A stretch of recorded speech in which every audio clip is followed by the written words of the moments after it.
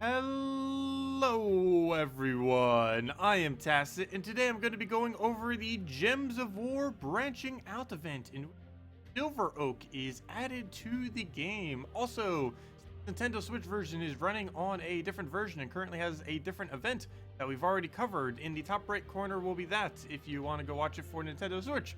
But of course, for all other versions, we have this new Silver Oak, and it comes with brown blue trait stones, and you'd be able to use this for Forest Troll early on in the game, and you want to put it into things like Corvash as you keep progressing, and then into all the other mythics that end up including it. As far as this tree, it is pretty much useless. It enchants and gives Bless to an ally while giving it some HP. Pretty much any troop that is similar to this kind of type, where all it does is just give a little bit of a stat bonus and maybe some kind of effect, are pretty much 100% useless. Why they keep adding them, I do not know. But yeah, 9 mana cost. At least it's a somewhat okay mana cost, but still, enchant is going to be 2 mana per turn, and Bless is immune to pretty much everything until it gets dispelled, or until they end up taking a skull or cast. But yeah, pretty much not really going to be used for anything whatsoever. It does have 33% scroll reduction, but you don't really need to use it for anything. It will be able to give you 40 souls this week if you use it in Explorer, but even that's not too worth it, because with normal soul farming teams, or even just doing Arena, you could pretty much get quicker souls than the 40 that would be giving you per battle. And with how useless it would be from a speed perspective, it's not really going to be giving you any more resources. If anything, it's going to be reducing the amount of resources that ends up giving you from that. Speaking about reducing resources, whenever you kill a trickster this week, you get the gigantic reward of 1 whole piece of gold. But yeah, it's the April Fool's joke thing. 1 gold per battle crasher. Do keep in mind, while I was kind of just joking right there, it doesn't actually reduce your loot. It might seem like it will, because maybe this would like overwrite gnomes or stuff, but no. Battle crashers do not overwrite gnomes. So if you do get a gnome, you'll get a gnome instead of this useless 1 gold battle crasher. But yeah, you'll be keeping this battle crasher this week for the grand total of 1 additional gold, so that's going to be really weird. The Imp of Love is no longer in the drop table. Now it is the Spring Imp. They go every 2 months seasonally, so this will be available until the end of May, and then after that it'll end up being the Summer Imp, and then it'll just keep going to Autumn Imp, Spooky Imp, so on and so forth, and you know, go around the 6 seasonal imps. Imps in general are pretty much useless. They did get buffed a couple months back, but even after they got buffed, they're still pretty useless. One does have the ability to tangle all enemies though, but there are plenty of other entangle options out there that are better. Other than that, 10% to all Silverglade this week, 10% to all Mystics. As I mentioned, the Silver Oak does have 40 souls only if you use it in Explorer. You can end up using it with a Sunbird Firebomb team, but other than that, I wouldn't really advise ever doing it for any reason. And even in that instance, I would advise just doing normal soul farming rather than bothering to use it for that purpose. And other than that, our event objective is just to kill a bunch of blues in Explorer. You can do this in any kind of kingdom that has a lot of blues, like Merlantis, Stormheim, or really anywhere where you need to farm trait stones. You do it long enough, you'll eventually get enough blues, and you'll get all of the event-related stuff. It does come with quite a few event keys. And speaking of event keys, this week's event key drop table is okay. Let me just go bring it up real quick. So it's mainly going to have 2 drops in it, and essentially only 2 drops. Of course, if you need more troops for the event, it could help too. But there's really only 2 really noteworthy things that come from this kingdom. There are a few that are usable, but as far as noteworthy things that you'd want to try getting, is mainly Christinex and Queen Aurora. Christinex, not the greatest of options these days compared to how the meta has developed, but still a pretty decent troop, pretty good with Dragon Soul, pretty good with other AoEs, really bad against Emerge, pretty good in Guild Wars. But it removes all gems of certain kinds, so it does not destroy, you do not get the mana for it. Then hits all enemies with a boost ratio based on how many you removed. For every 2 removed, you end up getting 1 additional damage onto it. And it also ends up getting a Silver Drake as a automatic summon. So it's an okay troop, decent AoE. Ends up having stone skin, and the main thing that actually makes it somewhat useful is the fact that it ends up gaining enchant every single time you take a purple. Main thing really holding this back is it doesn't have half mana start. If they ever add a dragon that gives all dragons half mana start, that would probably make it quite a bit better. At the moment, pretty average, though it does work for pretty much anything other than high level content. Other than that, Queen Aurora, basically the other version of Possessed King, the defensive version of Possessed King, ends up giving all other allies barrier, life, and ends up creating a decent amount of gems. The main reason, and pretty much the only reason why this troop is ever used, is for its final trait, which is basically a 6-way color link.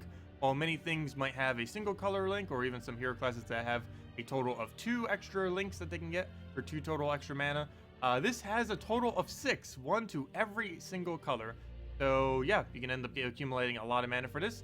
particularly good with troops that cost 10 mana, where you do need to make sure to have +1s, such as Valkyrie, and particularly Alchemist and Apothecary, and pretty much anything where you're ever going to be needing those extra +1s to be able to satisfy a troop's need to get a 1 turn into full mana or a 2 turn full mana if it ever needs that +1, or even a +2 when synergized with a banner, or even just all the mana accumulation. It basically just makes it so all mana accumulation is just way better and easier to do on a team. Any team that you're going to be spamming a lot of mana generation on is really, really useful with Queen Aurora.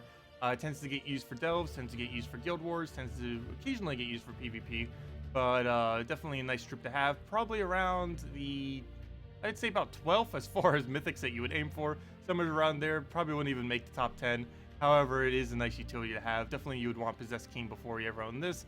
There are a few instances where this thing is better, particularly when you need mana. Anyways, let's go into our next thing now, and that would be the event for this week, and that is the guild event, which is the raid boss.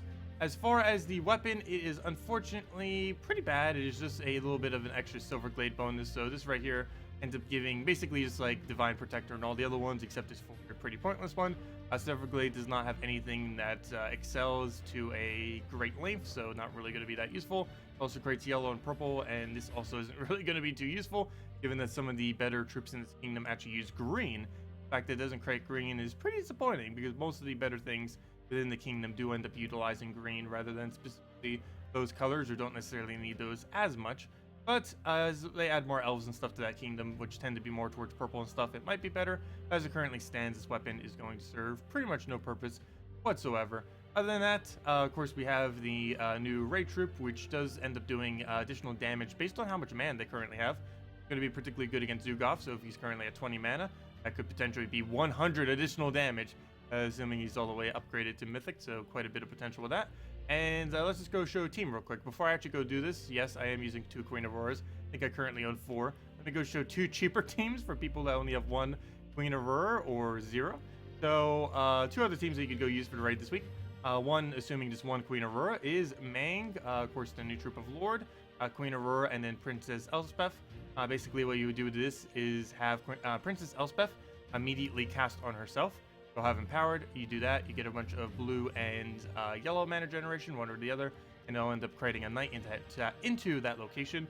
You'll give your team a little bit more diversity. Of course, you throw Mang at the raid boss. You then kill it with Lord. I don't even want to try pronouncing that. Hirondel. Okay, that wasn't as bad. Pretty sure I'm not butchering that too bad. And of course, Queen Aurora is just here for all of its +1s. It'll end up giving you all the extra mana that you'll end up needing to accumulate and help to keep your team alive with its ability. Other than that, if you do not have any Queen Aurora whatsoever, you'll go around a Mang premise, similar premise, except you just run a Christine next there pretty much.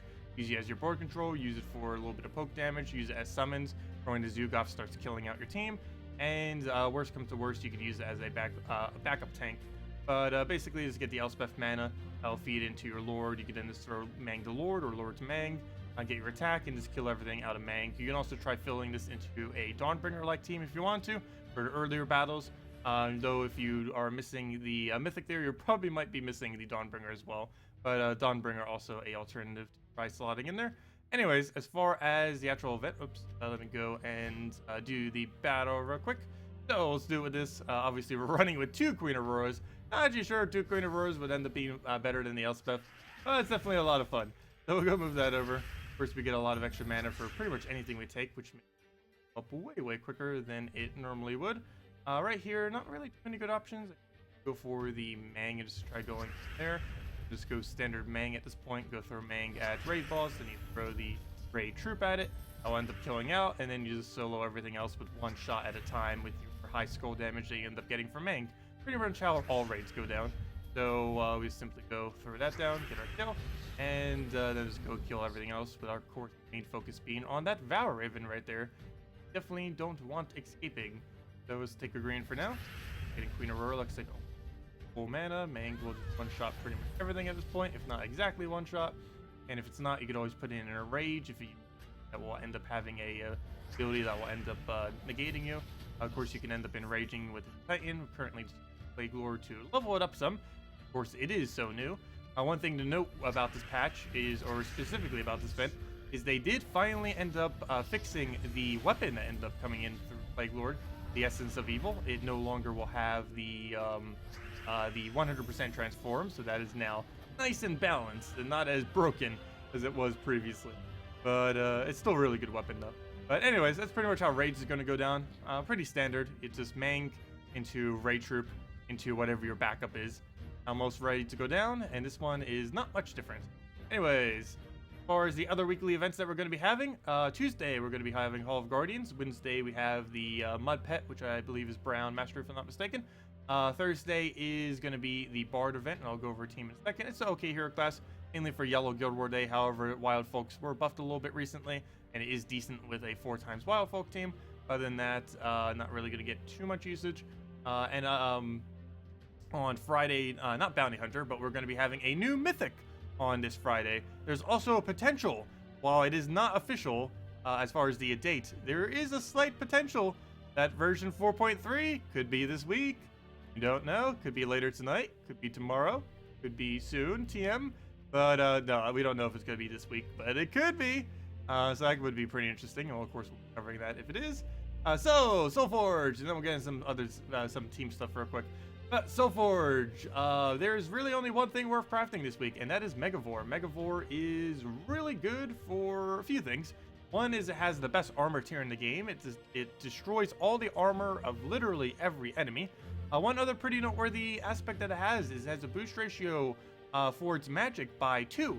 Most troops do not have this at all. Basically, every magic it has gives it 2 additional damage on its ability. And it is true damage. This makes it particularly good in one-shotting stuff in Delves, as well as any game mode where you end up gaining additional magic in general, as he gains double the benefit from it, as well as any teams that can end up giving him a little bit of extra magic without going too far out of your way. The main aspect that it tends to get used for more than even its armor tier or anything else is its 8% chance to instantly kill the last enemy every single time it takes an extra turn. This is most noteworthy in the game mode of Delves, simply because nothing has immune to it currently until Bless gets immunity to it. But, or never mind, Bless not getting immunity to it. Bless is getting immunity next patch to transform. But yeah, there's nothing in the entirety of Delves that have immune to instant kill. So you can just simply go instant kill, instant kill, instant kill, instant kill, and you win the battle. Every single Delve that can use Megavore can go down that way. Normally used with Apothecary, though not required. And basically just tears everything apart. And you get a lot of true damage, you get all the armor tiers, making it so they only have one stat of basically HP, and it ends up working out really well. I would say definitely within the first 10 mythics you'd want to get. However, it's more towards about 7th, 8th or so as far as positioning, as it is mainly only used as a delve option. Very occasionally it can come into Guild Wars. Biggest downside of it is it has a really high attack, which means it has a really low armor and HP, making it very vulnerable and pretty easy to kill. It does get huge trait, which gives it a little bit of life. But overall, nice mythic to eventually get your hands on. Definitely from a delve perspective, I would say Iron Gut is better, but Megavore still has many purposes and many delves where he is superior to that of Iron Gut, particularly ones where he cannot be used, of course, which does end up happening. Anyways, other than that, some quick teams real quick for some stuff. As I mentioned, I just want to show it again, but Essence of Evil, since we didn't really get to show it in its proper form, let me just go show a team again with it. Of course, on last Friday, we ended up getting the Essence of Evil weapon, which is almost more relevant than hero class. Of course, the Plague Lord hero class is really relevant. Actually, is a really solid class, probably top 3. However, I would say personally the weapon is even more relevant than the hero class, just because it is basically another version of Mountain Crusher that is slightly different. So now we'll see that it no longer has a 100% chance to instantly transform first slot. So I'll actually be able to properly disable it like that. As you see, he did not transform into a toad. However, he is still stunned, silence, Hunter's Mark, Lied, Fairy Fire, Poison, Burning. Actually, I don't think he's burning because he had the immunity. Never mind. Web, Entangled, Death Mark, Curse, Freeze. What did I miss? But yeah, every stats affected in the game. Long story short, but we'll take that over. Grab, what do we take? Go for it? I think we go for it. Done, so he doesn't have 75% reduction anymore. But I also just don't want to go for it because we don't have, oh wait, we do have alignment, never mind. You can see that one right there. We'll go for that. He doesn't have 75% reduction because of the Essence of Evil that we just got on him. Or Devour, take that down, throw another Essence of Evil, disabled Again, doesn't do code. It's only a chance now, like it was supposed to be in the first place. And there was kill it, dead, right? Yep, there we go. That's pretty much how that weapon goes. Still just as good as it was before, except now you don't see a billion toads on the enemy team. Insanely good weapon. Not sure if it's better than Mountain Crusher. They both serve slightly different roles. Under some circumstances, you will use Essence of Evil. Others, Mountain Crusher. Biggest difference, of course, is Mountain Crusher has better mana generation, whereas Essence of Evil has a much better side effect on it. Also, Mountain Crusher is just better for your mana looping. Okay, let's find a real team. Let me just casual PvP. Actually, is this a real team? Ooh, yes, that's a real team. It's a really annoying real team. Actually, never mind. I don't even have any other teams I need to show from an actual combat perspective. Anyways, for the Thursday class event, for the Bard event, there are a few different ways you could throw it down. Main one I'm showing here is Mang, Luna, King Salinas, and Wild Queen. You're going to be restricted to both Wild Folk within Pan's Veil as the only option you have. You can end up using that with Bard class if you want. However, if you just want to keep tanking out and just solo with Mang, that is an option. You'd want to do that with Titan if you are going to go down that way. If you have Wild Queen, you can use it for scroll spam. Obviously, if you don't have Wild Queen, you're going to want to go and start spamming Lunas. You can literally just go triple Luna into Mang and you'll be perfectly fine, or triple Luna into Dawnbringer or other similar combinations made with King Salinas, and you're pretty much going to be fine. Luna, out of everything that is a viable option from this kingdom, is the easiest to obtain. While it is a legendary, it is obtainable just by throwing shards at the Warrens. So you'd easily be able to go get a bunch of copies of her. And she does explode one single yellow every single time. You'll end up taking a... she ends up exploding a random gem every time you take a yellow. And this does stack with Hero's ability, which does a explosion on a yellow every time you take an extra turn. And it also stacks with itself. So if you're using 2 Lunas, you would explode 2 of them. Every single time you end up matching a yellow. And 3 would be 3, so on and so forth. Obviously, you wouldn't bother using 4, but you can literally get away with using 3. Had to for the event if you didn't have too many of the other slightly harder to obtain options for this Thursday. And other than that, yeah, it's just a soul farming thing. So you can go to any kingdom where there are a okay amount of blues, or anywhere where you need trade stones from, and simply go and get 40 souls this week. Not really advised, but if you're going to go and bother doing that, you can do it with something like a Sunbird, Silver Oak, Firebomb, and Imperial Jewel. Of course, if you do want a soul farm, you're better off just putting something like a Fair Shroud into your team, or using Dragon Soul, or doing Arena. But if you do want to go explore and you want to get that 40 extra souls, this is pretty much along the lines of what you're going to want.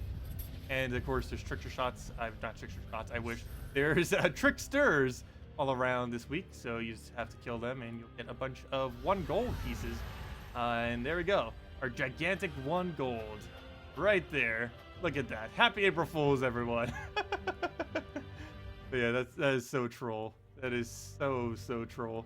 But anyways, guys, that'll wrap it up for this video. If you have any other questions, feel free to leave it in the comment section below, and I'll make sure to answer all of them. Thank you all so much for watching. Have a wonderful week, and don't get trolled too much on April Fools today. Goodbye, everyone.